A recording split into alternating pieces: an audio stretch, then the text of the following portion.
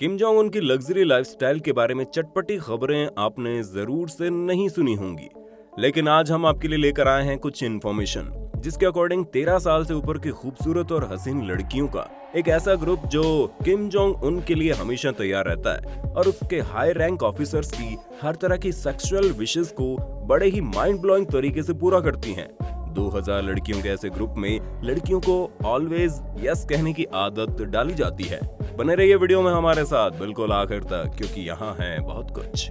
साल 2016 में उत्तर कोरिया ने चाइना से 20 करोड़ रुपए के फीमेल अंडरगारमेंट इंपोर्ट किए। दरअसल मिस्टर किम अपने प्लेजर स्क्वाड में काम करने वाली लड़कियों को चड्डियां देकर खुश करना चाहते थे। नॉर्थ कोरिया में वर्जिन और कम उम्र की लड़कियों का एक ऐसा ग्रुप हमेशा तैयार रहता है जिसे सीक्रेट प्लेजर स्क्वाड कहा जाता है। इस ग्रुप में 2000 लड़कियां रहती हैं जिनकी उम्र 13 साल से ऊपर होनी चाहिए। इन लड़कियों को उनके स्कूल टाइम से ही सिलेक्ट कर लिया जाता है। लड़कियों को पता ही नहीं चलता कि उन पर किसी की नजर पड़ गई है। 12 से 13 साल की उम्र में इस प्लेजर स्क्वाड में आने के बाद कोई लड़की जिंदगी भर अपने माता पिता से नहीं मिल सकती, लेकिन इसके बावजूद लड़कियों के माता पिता उन्हें इस स्क्वाड में शामिल होने के लिए ले जाते हैं। आखिर सीक्रेट प्लेजर स्क्वाड की शुरुआत कैसे हुई? इस सीक्रेट प्लेजर स्क्वाड को तैयार करने के पीछे का जो रीजन है वो कितना लॉजिकल है, ये आप हमें इस जानकारी के बाद कमेंट बॉक्स में लिखकर जरूर बताना। अपने बदन में गुदगुदी पैदा करने के लिए 13 साल की बेटियों को अपमान और तकलीफ की जिंदगी दे दो। प्लेजर स्क्वाड की शुरुआत की थी किम जोंग उन के पिता किम जोंग इल ने। इसके पीछे का रीजन ये था कि वो अपने पिता किम इल संग को अमर बनाना चाहते थे। उसका मानना था कि अगर उसके पिता हर रोज वर्जिन लड़कियों के साथ संबंध बनाएंगे तो उन लड़कियों की लाइफ पावर को वो अपने भीतर अब्सॉर्ब कर लेंगे। इस तरह वो हमेशा के लिए अमर हो जाएंगे। इस लॉजिक की हवा तब निकल गई जब 1994 में किम इल संग की मौत हो गई। लेकिन सीक्रेट प्लेजर स्क्वाड के इस अखंड भूतियापे को एक बड़े सीक्रेट तरीके से आज भी चालू रखा है। हर साल 50 नई लड़कियों को इस ग्रुप में शामिल किया जाता था। धीरे धीरे इस ग्रुप में शामिल होने वाली लड़कियों की संख्या आज 2000 तक पहुंच गई है। इस पूरे के पूरे ग्रुप को 3 पार्ट में डिवाइड किया गया। पहला पार्ट है सिंगिंग एंड डांसिंग ग्रुप। इसका काम होता है अपने लीडर को नाच गाकर प्लेजर देना, गेस्ट के मन में गुदगुदी पैदा करना। इस ग्रुप का दूसरा पार्ट होता है हैप्पीनेस पार्ट। अपने ग्रुप के लीडर और गेस्ट को लेजर मसाज देती है। इस ग्रुप का तीसरा हिस्सा होता है मांजो कजो। इस ग्रुप की लड़कियां लीडर और हाई रैंकिंग ऑफिसर्स को सेक्सुअली सेटिस्फाइड करती हैं। आइए जानते हैं आखिर इन लड़कियों का सिलेक्शन कौन करता है। इन लड़कियों को सिलेक्ट करने की जिम्मेदारी नॉर्थ कोरिया के सभी मिलिट्री ऑफिसर्स और गवर्नमेंट एम्प्लॉइज पर है। उनका काम होता है सोसाइटी में घूम घूम कर खूबसूरत लड़कियों को देखना और उन पर नजर रखना। इसके बाद उन लड़कियों को लेकर प्लेजर स्क्वाड के सिलेक्शन के लिए लेकर जाना। इस काम के लिए इन मिलिट्री ऑफिसर और एम्प्लॉय पर इतना प्रेशर होता है कि अगर लगातार 3 साल तक किसी एम्प्लॉय की लाई हुई एक भी लड़की प्लेजर स्क्वाड में सिलेक्ट नहीं हुई तो उसे नौकरी से बर्खास्त कर दिया जाएगा और सीधा जेल में पहुंचा दिया जाएगा। ये वजह है कि नॉर्थ कोरिया की हर गवर्नमेंट एम्प्लॉय की गिद्ध वाली नजर स्कूलों के आसपास होती है और वहां मौजूद खूबसूरत लड़कियों को वो देखते रहते हैं। जैसे ही कोई लड़की को देखकर उन्हें लगता है कि ये प्लेजर स्क्वाड में शामिल होने के लायक है तो फिर उसके क्राइट एरिया की जांच की जाती है। उसका सौगुन अच्छा होना चाहिए, यानी लड़की ऊंचे कुल की होनी चाहिए।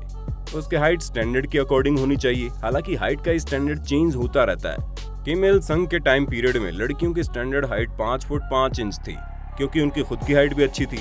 लेकिन इसके बाद हाइट स्टैंडर्ड चेंज हुए। किम जोंग उन और उसके पिता की हाइट कम थी, इसलिए इन लड़कियों के लिए हाइट स्टैंडर्ड भी 5 फुट 2 इंच के पास रखा गया। इसके बाद लड़कियों के शरीर की जांच की जाती है। इनके शरीर पर किसी भी तरह का कोई निशान नहीं होना चाहिए। इनकी आवाज सॉफ्ट और कानों में रस घोलने वाली होनी चाहिए। और सबसे इम्पोर्टेंट, इन लड़कियों को प्योर वर्जिन होना चाहिए। लड़कियों की वर्जिनिटी को काफी बारीकी से चेक किया जाता है। जो लड़की इन तमाम टेस्ट में पास हो जाती है उसे इस प्लेजर स्क्वाड के लिए सिलेक्ट कर लिया जाता है। ये सिलेक्शन लड़की की लाइफ के लिए किसी बुरे सपने के हकीकत बनने की शुरुआत होती है। लेकिन इसके बाद उन्हें अपना घर परिवार माता पिता सबको भूलकर अपनी पढ़ाई लिखाई भी छोड़ देनी होती है। उन्हें एक अलग स्कूल में भर्ती किया जाता है जो प्योंगयांग शहर में एक सीक्रेट स्कूल के तौर पर जाना जाता है। इस स्कूल में लड़कियों को ये सिखाया जाता है कि कैसे किसी को ब्लो जॉब के जरिए सेटिस्फाई किया जाता है। इस काम को इतनी बारीकी से सिखाया जाता है कि इन फ्यूचर गलती की कोई गुंजाइश नहीं रहती, क्योंकि वहाँ पर गलती का मतलब है लड़की की मौत। इसलिए लड़कियां भी इस काम को फर्स्ट प्रायोरिटी के साथ सीखती हैं और उसे प्रॉपर अप्लाई करती हैं। लड़कियों के सिलेक्शन के बाद उनके माता पिता को ये बताया जाता है कि उनकी लड़की देश और लीडर की सेवा करने जा रही है, इसलिए लड़कियों के माँ बाप उन पर काफी प्राउड फील करते हैं। लड़कियों के माता पिता को बहुत सारा पैसा और गिफ्ट दिए जाते हैं, जिसे वो अपना सम्मान समझते हैं। इन लड़कियों को हाई रैंक ऑफिसर्स का ऑनर और फैसिलिटी दी जाती है। लेकिन इसके बाद शुरू होता है इनकी लाइफ का वो डार्क साइड जो इनके मरने तक चलता रहता है। पूरी दुनिया में इन सीक्रेट पार्टीज से रिलेटेड कोई ज्यादा इन्फॉर्मेशन पब्लिक डोमेन में नहीं है। अब आप ये सोच रहे होंगे कि फिर हमारे पास ये इन्फॉर्मेशन कैसे आई, तो आपको बता दे किम इल संग के भतीजे ली इल नाम ने मरने से पहले किताब लिखी थी। उस किताब में उसने अपने चचा के प्लेजर स्क्वाड से रिलेटेड सीक्रेट रिवील किए थे। इसके अकॉर्डिंग प्लेजर स्क्वाड की सीक्रेट पार्टियां किम जोंग इल के प्योंगयांग वाले बंगले में या फिर उसके रिजॉर्ट में ऑर्गेनाइज की जाती थी। इन पार्टियों में आने वाले गेस्ट से पहले ये पूछा जाता था कि उन्हें किस तरह की लड़की पसंद है और किस तरह का सेक्सुअल प्लेजर जो वो प्रीफर करते हैं। इसके बाद उन्हें इनके इंटरेस्ट वाली लड़की दी जाती थी जो इस पार्टी में उन्हें सेटिस्फाई करती थी। इस पार्टी में नॉर्थ कोरिया के हाई रैंक वाले एलीट ऑफिसर्स गेस्ट बनकर आते थे। इन पार्टियों की शुरुआत होती थी प्लेजर स्क्वाड के पहले यूनिट से, जो अपनी सिंगिंग और डांस परफॉर्मेंस से लीडर और गेस्ट पैनल को एंटरटेन करती है। इन लड़कियों को अपनी परफॉर्मेंस कम से कम कपड़े या फिर बिना कपड़ों के देनी होती थी।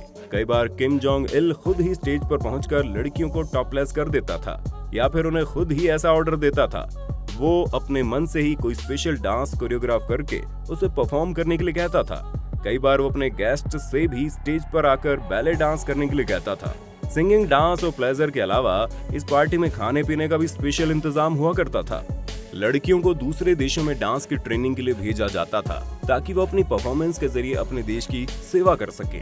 रात का अंधेरा जैसे जैसे गहरा होता था, किम जोंग इल पर शराब का नशा चढ़ता जाता था और उसका एक फेवरेट गेम था। वो अपने गेस्ट और इन लड़कियों के साथ खेलता था।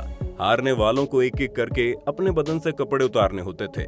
इसके बाद फाइनली जो हार जाता था उसमें मेल को अपना सिर शेव करना होता था और फीमेल को अपना प्राइवेट पार्ट शेव करना होता था। यूं तो किम जोंग इल ने पब्लिकली साउथ कोरिया के गानों को बैन कर रखा था, लेकिन अपनी प्लेजर पार्टियों में वो इन गानों को सुना करता था। उसके प्लेजर स्क्वाड में लड़कियों को ब्रेन वॉश करके ये सिखाया जाता था कि वो जो भी कुछ कर रही हैं अपने देश के लिए कर रही हैं। लेकिन फिर भी कुछ लड़कियां ऑर्डर मानने से इनकार कर देती थी। ऐसी कंडीशन में उन्हें घर परिवार से दूर किसी अनजानी जगह पर छोड़ दिया जाता था, जहां उनके लिए कोई भी फैसिलिटी नहीं होती और ना ही वो अपने परिवार के पास वापस जा सकती थी। प्लेजर स्क्वाड से लड़कियों को 23 से 24 साल की उम्र में रिटायर कर दिया जाता था, क्योंकि इस उम्र में आने के बाद किम डायनेस्टी लड़कियों को बूढ़ी मानने लगती थी। इन लड़कियों को या तो आर्मी में डिपोर्ट कर दिया जाता था या फिर खूबसूरत होने पर लीडर के पर्सनल बॉडीगार्ड के तौर पर रिक्रूट कर लिया जाता था।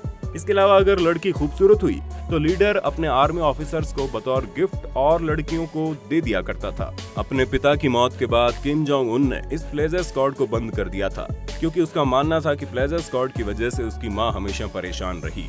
उसने बचपन से ही अपनी माँ को ऐसी हालत में देखा था। उसके बाद इसने लाइव एंटरटेनर ग्रुप शुरू कर दिया, जिसमें लड़कियों का काम सिंगिंग और डांसिंग परफॉर्मेंस देना होता था। नॉर्थ कोरिया से आई हुई ये तमाम इंफॉर्मेशन वहां से भागे हुए लोगों से मिली है। साल 2007 में प्लेजर स्क्वाड के एक मेंबर ने उससे रिलेटेड सीक्रेट रिवील किए थे। कहा तो ये भी जाता है कि किम जोंग उन ने अपने अंकल को इसीलिए मरवा दिया क्योंकि उसने प्लेजर स्क्वाड को उसकी मर्जी के बिना यूज किया। आप इस वीडियो के जरिए क्या राय रखते हैं, हमें कमेंट बॉक्स में बताना, खुलकर लिखकर बताना। फिर मिलते हैं नए वीडियो में, तब तक के लिए जय हिंद, जय भारत, वंदे मातरम।